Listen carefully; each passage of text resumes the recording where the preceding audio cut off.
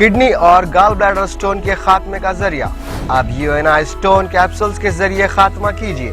R&S यूनानी pharmacy, first floor, syndicate bank, Bahadurpura x road, Hyderabad. अस्सलाम वालेकुम नाज़रीन, आइए नज़र डालते हैं देश की राजधानी नई दिल्ली और उत्तर प्रदेश से कुछ खास खबरों पर। शादी का झांसा देकर देश भर की 100 से ज्यादा महिलाओं से 25 करोड़ से ज्यादा की ठगी करने के आरोप में 2 नाइजीरियन विदेशियों के साथ कुल 3 आरोपियों को शादरा जिला पुलिस ने गिरफ्तार किया है। पुलिस ने आरोपियों के पास से 6 bank debit card, 5 swipe machine, 1 laptop और 1 टैबलेट बरामद किया है। आरोपी मैट्रिमोनियल वेबसाइट के जरिए 35 साल या उससे ज्यादा उम्र की महिलाओं को अपने जाल में फंसाते थे। इसके बाद आरोपी अपनी कोई न कोई मजबूरी बताकर पीड़िताओं भावनाओं का फायदा उठाकर उनसे मोटी रकम ऐंठ लेते थे। बाद में आरोपी अपने नंबर बंद कर लेते थे। शिकायत मिलने के बाद शादरा जिला पुलिस ने छानबीन शुरू की। बताया जा रहा है कि बैंक अकाउंट्स की जानकारी उनके केवाईसी के जरिए पता चला कि आरोपियों ने करीब 30 से 35 अकाउंट देश के अलग अलग राज्यों में खोले हुए हैं और ये लोग उन अकाउंट्स में रकम मंगा कर दिल्ली में अलग अलग जगहों से एटीएम के जरिए रकम निकाल लेते हैं। कुछ जगहों पर स्वाइप मशीनों का भी यूज किया जाता है। पुलिस ने काफी लंबी चली जांच के बाद दोनों नाइजीरियन और एक दिल्ली का रहने वाला नागरिक को दबोच लिया है। साथ ही पूछताछ के दौरान आरोपियों ने देश भर की 100 से ज्यादा महिलाओं से 25 करोड़ रुपए ठगी की बात स्वीकार की है।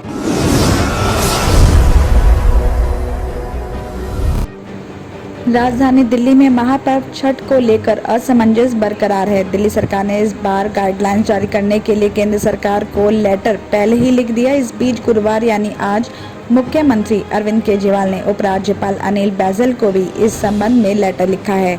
उन्होंने लिखा कि दिल्ली में कोरोना की सिचुएशन अब बेहतर है। मेरे ख्याल से कोविड प्रोटोकॉल को ध्यान में रखते हुए हमें दिल्ली में छठ पूजा के आयोजन की परमिशन दे देनी चाहिए। छठ पूजा को लेकर दिल्ली में राजनीति गर्मा गई है। कोरोना को देखते हुए दिल्ली आपदा प्रबंधन प्राधिकरण यानी कि DDMA ने दिल्ली में पब्लिक प्लेसेस, जलाशय और नदी किनारों पर छठ पूजा को लेकर रोक लगा दी है। दिल्ली सरकार के इस फैसले के खिलाफ भारतीय जनता पार्टी सड़कों पर उतर आई है। साथ ही आपको ये भी बता दें कि दिल्ली बीजेपी नेताओं और कार्यकर्ताओं ने छठ पूजा पर रोक के विरोध में मंगलवार को मुख्यमंत्री अरविंद केजरीवाल के घर के बाहर प्रदर्शन भी किया था और इस दौरान बीजेपी सांसद मनोज तिवारी घायल भी हो गए थे और उन्हें सफदरजंग हॉस्पिटल भी ले जाया गया था। बता दें कि दिल्ली में करीब 40 लाख पूर्वांचली यानी यूपी बिहार के वोटर्स हैं जो छठ पूजा करते हैं। उन्हें साधने के लिए कांग्रेस, बीजेपी और आम आदमी पार्टी में होड़ लगी रहती है। भले ही राजधानी में कोरोना संक्रमण के मामले कंट्रोल संख्या में सामने आ रहे हों, लेकिन हॉस्पिटल्स में एक बार फिर हालत गंभीर होने लगे हैं। इन हॉस्पिटल्स में बेड हाउसफुल होना शुरू हो चुके हैं, जिसकी वजह से बेड्स का संकट होने लगा है। सिचुएशन यह है कि इन हॉस्पिटल्स में अब कोरोना नहीं बल्कि डेंगू, पोस्ट कोविड और गैर कोविड समस्याओं से जुड़े पेशेंट्स की संख्या बढ़ी है। नगर निगम के अनुसार इस साल 9 अक्टूबर तक डेंगू के 480 पेशेंट सामने आए हैं। बीते हफ्ते में ही डेंगू के कुल 129 पेशेंट्स मिले हैं।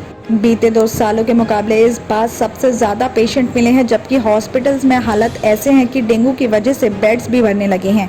अकेले मैक्स पटपर्जन में ही हालत ऐसे हैं कि यहाँ सभी बेड भरे हुए हैं। बुधवार दोपहर को यहाँ एक भी बेड खाली नहीं था। इस तरह फोर्टिस, अपोलो और मैक्स के दूसरे हॉस्पिटल्स में भी डेंगू के ज्यादा पेशेंट्स हैं। इसके अलावा एम्स, सफदरजंग, लोकनायक और GTB हॉस्पिटल में भी बेड्स को लेकर काफी जद्दोजहद देखने को मिल रही है। साथ ही हॉस्पिटल्स में बेड्स भरने के अलावा डेंगू को लेकर प्लेटलेट्स और ब्लड की मांग भी काफी बढ़ोतरी दर्ज की जा रही है। कहीं 10 तो कहीं 15,000 रुपए में प्लेटलेट्स बिक रही हैं। उत्तम नगर इलाके में फिरौती के लिए एक मासूम की अगवा करके हत्या कर दी गई। मृतक की पहचान अंकुश कुमार बताई जा रही है, जो 9 साल का था। पुलिस ने बताया कि उत्तम नगर की रहने वाली रामदर्श महतो ने सोमवार रात को अपने बेटे अंकुश के गायब होने की शिकायत उत्तम नगर थाने में दर्ज कराई थी। बताया जा रहा है कि सोमवार शाम को अंकुश अपने घर के पास एक पार्क में खेल रहा था और वो अचानक गायब हो गया। खबर मिलने पर पुलिस ने अपहरण का मामला दर्ज करके मासूम की तलाश शुरू की। मंगलवार को एक अज्ञात नंबर से रामदर्श के मोबाइल पर कॉल भी आया। कॉलर ने बताया कि बच्चा उनके पास है। उसकी सही सलामत वापसी के लिए आरोपियों ने 5 लाख की मांग की। रुपए ना होने की बात करके रामदर्श ने मना कर दिया। इसके बाद उसने मामले की खबर पुलिस को दी और पुलिस ने टेक्निकल सर्विलांस की मदद से बुधवार रात को मुख्य आरोपी विपिन भंडारी को दबोच लिया। पुलिस ने इसकी निशानदेही पर बाकी आरोपियों को भी हिरासत में लिया है और इस मामले में अब तक आधा दर्जन आरोपियों को हिरासत में लिया जा चुका है। पकड़े गए सभी आरोपी कंस्ट्रक्शन साइट पर मजदूर हैं। पुलिस इनसे पूछताछ करके बाकी साथियों की भी तलाश कर रही है। पुलिस को आशंका है कि आरोपियों ने गला घोंटकर मासूम को मौत के घाट उतारा है।